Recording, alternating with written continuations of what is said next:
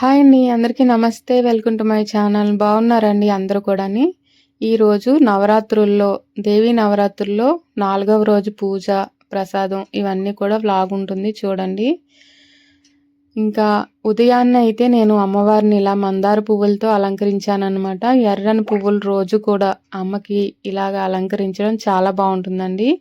ఈ పువ్వులు ఉదయాన్నే బాగుంటాయి కాబట్టి ఉదయాన్నే నేను వీటిని అలంకరించి సాయంత్రం వేరొక పువ్వులు మారుస్తున్నానమాట.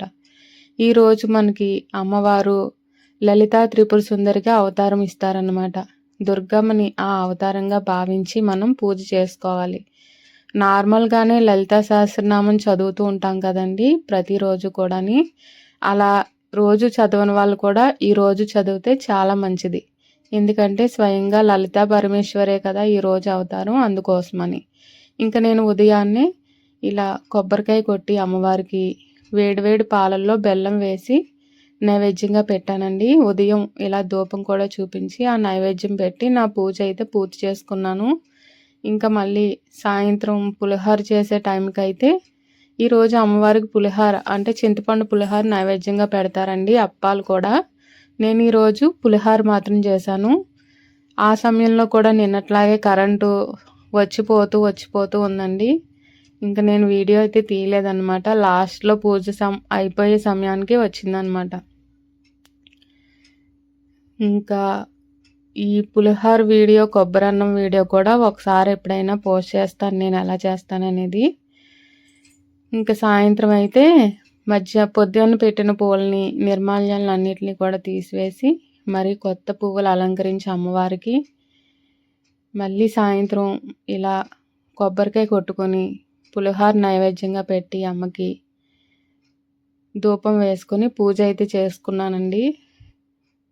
అందరి ఇళ్ళల్లో కూడా ఆల్మోస్ట్ ఇలా పూజలు జరుగుతూనే ఉంటాయి. కొందరు ఇళ్ళల్లో జరగకపోయినా ప్రతి వీధుల్లోని కూడా అమ్మ వెలుస్తూనే ఉంటుంది కదా. అలా చూడడం ద్వారా కూడా మనకి చాలా పుణ్యం అండి. ఎవరి శక్తి కొలది వాళ్ళు చేసుకోవచ్చు. మన వీధిలో దుర్గమ్మని నిలబెడితే అక్కడికి వెళ్ళి ఒక నమస్కారం చేసుకున్నా కూడా సరిపోతుందండి.